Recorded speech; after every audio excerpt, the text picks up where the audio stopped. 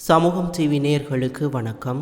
அடுத்த 24 மணி நேரம் உலக வரலாற்றையே மாற்றப்போகும் 24 மணி நேரம். அமெரிக்க அதிபர் டொனால்ட் ட்ரம்ப் விடுத்துள்ள இந்த ஒற்றை எச்சரிக்கை இப்போது உலக நாடுகளை அதிர வைத்துள்ளது. ஒரு புறம் 168 பிஞ்சு குழந்தைகளின் நினைவுகளோடும் 71 நிபுணர்களோடும் பாகிஸ்தானில் தரையிறங்கியுள்ளது ஈரானிய விமானம். மறுபுறம் ஒப்பந்தம் இல்லை என்றால் போர்தான் என அதிநவீன ஆயுதங்களுடன் காத்து கிடக்கின்றன அமெரிக்க போர்க்கப்பல்கள். மீனா பள்ள தாக்குதலில் கொல்லப்பட்ட 168 குழந்தைகளின் புகைப்படங்களோடு மீனாப் 168 விமானத்தில் இஸ்லாமாபாத் வந்திறங்கியது ஈரானிய தூதுக்குழு. இது பேச்சுவார்த்தையா அல்லது அமெரிக்காவிற்கு விடுக்கப்பட்ட தார்மீக சவாலா? ஈரான் ஏமாற்ற நினைத்தால் துவம்சம் செய்யப்படுவார்கள்.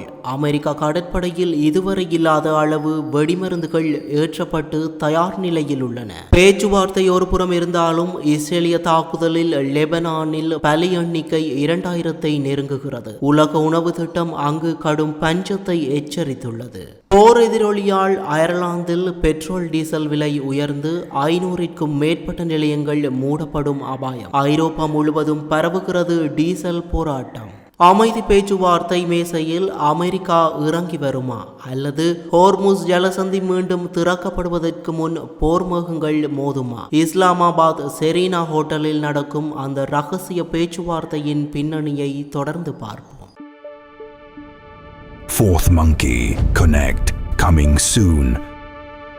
ஈரான் அமெரிக்கா மோதலின் 43வது நாளில் பிராந்தியம் முழுவதும் பதற்றம் தொடர்ந்த போதிலும் முக்கியமான திருப்பமாக அமைதி பேச்சுவார்த்தைகள் தொடங்கும் நிலை உருவாகியுள்ளது. பாகிஸ்தானின் தலைநகர் இஸ்லாமாபாத் நகரில் நடைபெறவுள்ள பேச்சுவார்த்தைகளுக்காக ஈரானின் உயர்மட்ட அதிகாரிகள் குழு வந்தடைந்துள்ளது. இந்த குழுவுக்கு முகமது பாகர் காலிஃபாஃப் மற்றும் அப்பாஸ் அராக்சி ஆகியோர் தலைமை தாங்குகின்றனர். அவர்களை பாகிஸ்தான் ராணுவ தளபதி அசீம் முனீர் மற்றும் வெளியுறவு அமைச்சர் முகமது இஷாக் தார் வரவேற்றனர். அதே நேரத்தில் அமெரிக்க தரப்பில் துணை அதிபர் ஜேடி வான்ஸ் தலைமையில் ஸ்டீவ் விட்காஃப் மற்றும் ஜாரெட் குஷ்னர் உள்ளிட்டோர் கலந்து கொள்ள உள்ளனர். பேச்சுவார்த்தைகளுக்கு முன் ஈரான் நல்லெண்ணத்துடன் வந்தால் அமெரிக்கா திறந்த மனதுடன் அணுகும் என வான்ஸ் தெரிவித்தது ராஜதந்திர முன்னேற்றத்திற்கான சாத்தியத்தை காட்டுகிறது. ஆனால் தரை நிலைமை இன்னும் பதற்றமாகவே உள்ளது. லெபனானில் நடந்த இஸ்ரேலிய தாக்குதல்களில் குறைந்தது 357 பேர் உயிரிழந்துள்ளதாக லெபனான் சுகாதார அமைச்சகம் தெரிவித்துள்ளது. மேலும் பலர் அடையாளம் காணப்பட்டு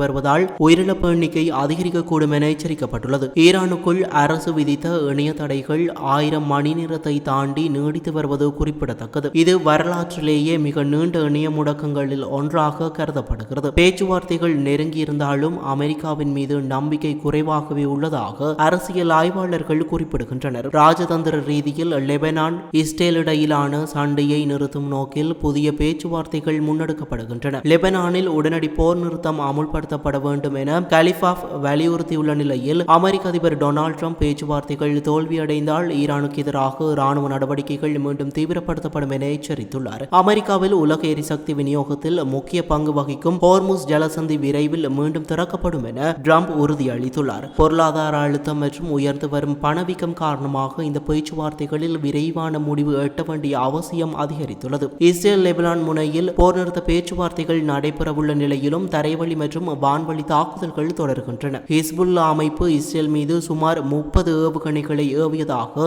இஸ்ரேல் பாதுகாப்பு படைகள் தெரிவித்துள்ளது. இதனால் வடக்கு இஸ்ரேல் முழுவதும் எச்சரிக்கை சைரன்கள் ஒலித்துள்ளன. மேலும் காசா மற்றும் ஜெருசலேம் பகுதிகளிலும் பதற்றம் குறையவில்லை. அல் அக்ஸா மசூதி மீண்டும் திறக்கப்பட்டதை தொடர்ந்து ஆயிரக்கணக்கானோர் தொழுகையில் கலந்து கொண்டனர். இதேவேளை காசா பகுதியில் நடந்த தாக்குதலில் பலர் உயிரிழந்துள்ளனர். லெபனானில் நிலைமை மேலும் மோசமடைந்து வருகிறது. மார்ச் மாதத்திலிருந்து இஸ்ரேலிய தாக்குதல்களில் கிட்டத்தட்ட 2000 பேர் உயிரிழந்துள்ளதாக தகவல்கள் தெரிவிக்கின்றன. உணவுப் பொருட்களின் விலை உயர்வு மற்றும் விநியோக தடை காரணமாக அந்த நாடு கடுமையான உணவு நெருக்கடியை எதிர்கொள்கிறது என உலக உணவு திட்டம் எச்சரித்துள்ளது. மொத்தத்தில் அமைதி பேச்சுவார்த்தைகள் தொடங்கும் நிலையில் இருந்தாலும் தரைமட்டத்தில் வன்முறை குறையாததால் மத்திய கிழக்கில் நிலவும் சூழ்நிலை மிகவும் அசாதாரணமாகவும் அபாயகரமானதாகவும் தொடர்கிறது. அமெரிக்கா மற்றும் ஈரான் இடையிலான போர் பதற்றத்தை தணிக்க பாகிஸ்தானில் சமாதான பேச்சுவார்த்தைகள் ஆரம்பமாகியுள்ள நிலையில் அடுத்த 24 மணி நேரம் உலக வரலாற்றில் மிக முக்கியமானதாக இருக்கும் என அமெரிக்க அதிபர் டொனால்ட் ட்ரம்ப் அதிரடியாக அறிவித்துள்ளார். இஸ்லாமாபாத்தில் இரு நாடுகளுக்கும் இடையிலான உயர்மட்ட ஆலோசனைகள் தொடங்கியுள்ளன. இந்த பேச்சுவார்த்தைகளின் முடிவை வைத்து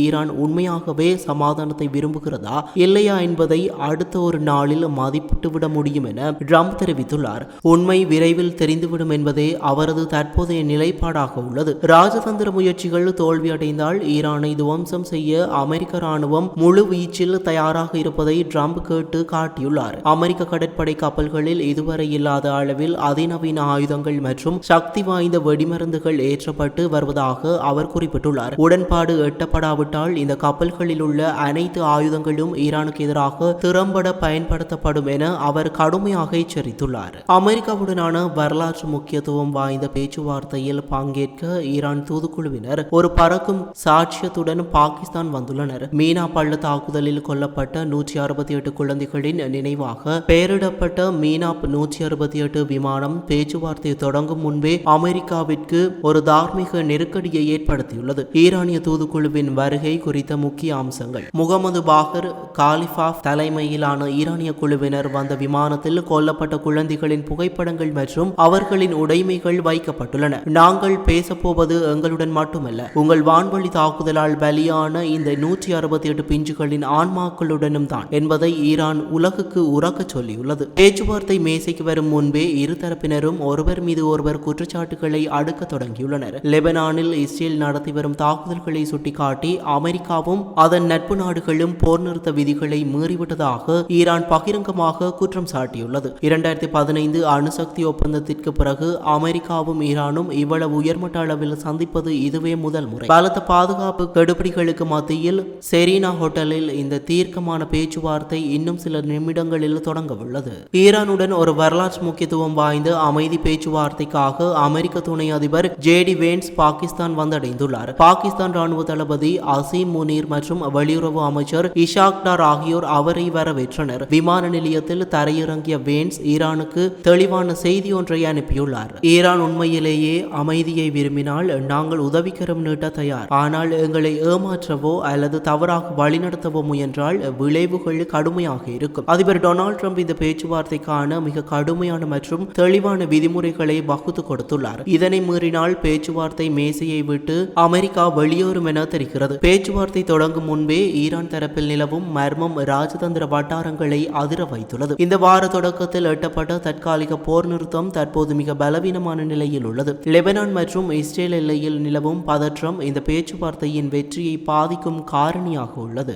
அமெரிக்காவுடனான மிக நுணுக்கமான பேச்சுவார்த்தையில் எந்த ஒரு இடத்திலும் சரக்கிவிடக்கூடாது என்பதில் ஈரான் மிக தெளிவாக உள்ளது. இதற்காக இதுவரை இல்லாத வகையில் 71 பேர் கொண்ட ஒரு மாபெரும் தூதுக்குழுவை ஈரான் இஸ்லாமாபாத்திற்கு அனுப்பியுள்ளது. ஈரானின் தஸ்னிம் செய்தி நிறுவனம் வெளியிட்டுள்ள தகவலின்படி இந்த 71 பேர் கொண்ட குழுவில் பின்வருவோர் இடம்பெற்றுள்ளனர். நாடாளுமன்ற சபாநாயகர் முகமது பாகர் கலிஃபாப் மற்றும் வெளியுறவு அமைச்சர் அப்பாஸ் அராக்சி, அணுசக்தி திட்டம், பொருளாதார தடைகள் நீக்கம் மற்றும் கடல்சார் பாதுகாப்பு குறித்த ஆழ்ந்த அறிவுள்ள வல்லுநர்கள், ஈரானின் நிலைப்பாட்டை உலகிற்கு சரியாக கொண்டு செல்ல ஊடக பிரதிநிதிகளும் உயர்மட்ட பாதுகாப்பு படையினரும் உடன் வந்துள்ளனர். பேச்சுவார்த்தையின் சிக்கலான தன்மையை கருத்தில் கொண்டு ஈரான் இந்த முடிவை எடுத்துள்ளது. பேச்சுவார்த்தை மேசையில் அமெரிக்கா வைக்கும் ஒவ்வொரு நிபந்தனைகளுக்கும் உடனுக்குடன் தொழில்நுட்ப ரீதியாக பதிலளிக்கவும் ஆலோசனை வழங்கவும் இந்த நிபுணர் குழு உதவும். இவ்வளவு பெரிய குழுவை அனுப்பியதன் மூலம் ஈரான் தனது உள்நாட்டு அரசியல் மற்றும் இராணுவ அமைப்புகளுக்கு இடையே உள்ள ஒற்றுமையை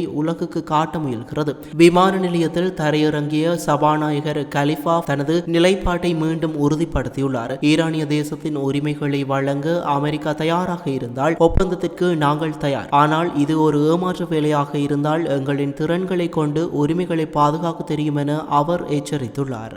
ஈரான் இஸ்ரேல் அமெரிக்க போரின் எதிரொலியால் உலகளவில் கச்சா எண்ணெய் விலை விண்ணை தொட்டுள்ளது. இதன் தாக்கம் அயர்லாந்தில் எரிபொருள் புரட்சியாக வெடித்துள்ளது. நாடு முழுவதும் எரிபொருள் விநியோக முனையங்கள் முற்றுகையிடப்பட்டுள்ளதால் அயர்லாந்து இருளில் மூழ்கும் அபாயம் ஏற்பட்டுள்ளது. ஃபியூயல்ஸ் ஃபார் அயர்லாந்து அமைப்பின் தலைமைச் செயல் அதிகாரி கெவின் மெக்பார்ல்டான் விடுத்துள்ள திடுக்கிடும் தகவல்களின்படி ஏற்கனவே 100க்கும் மேற்பட்ட எரிபொருள் நிரப்பும் நிலையங்கள் கையிருப்பின்றி மூடப்பட்டுள்ளன. போர் தொடங்கியதிலிருந்து டீசல் விலை லீட்டருக்கு சுமார் 198 ரூபாய் மற்றும் பெட்ரோல் விலை சுமார் 180 ரூபாய் என முன்னெப்போதும் இல்லாத உச்சத்தை தொட்டுள்ளது. அயர்லாந்தை தொடர்ந்து நார்வேயிலும் எரிபொருள் விலை உயர்வுக்கு எதிராக லாரி ஓட்டுநர்கள் டீசல் ரோரன் என்ற பெயரில் போராட்டங்களை தொடங்கியுள்ளனர். இது ஒட்டுமொத்த ஐரோப்பாவிற்கும் பரவும் அச்சம் ஏற்பட்டுள்ளது. இது போல மேலும் பல வீடியோக்களை பெற சமூகம் டிவி நியூஸ் சேனலை சப்ஸ்கிரைப் பண்ணிக்கோங்க. கூடவே பக்கத்தில் இருக்க பெல் ஐகானையும் கிளிக் பண்ணிக்கோங்க.